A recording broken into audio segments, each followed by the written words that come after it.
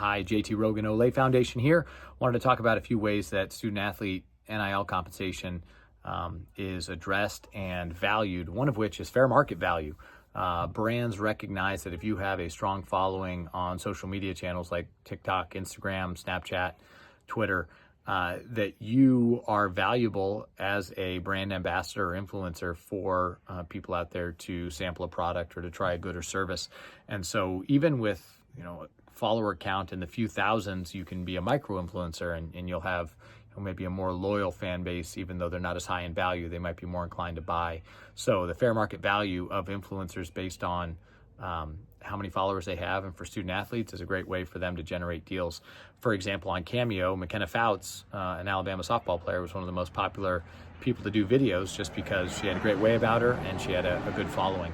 Another way is through the athletic department revenue channels. Prominent sports that generate a lot of money from TV deals or from donors, ticket sales, merchandise, et cetera, those sports are going to disproportionately receive a larger share of the NIL revenue.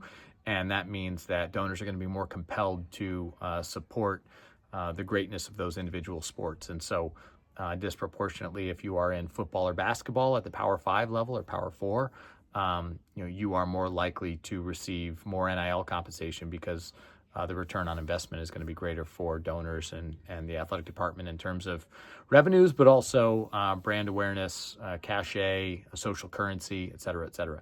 And then, another really pivotal one is kind of alumni enthusiasm or alumni passion.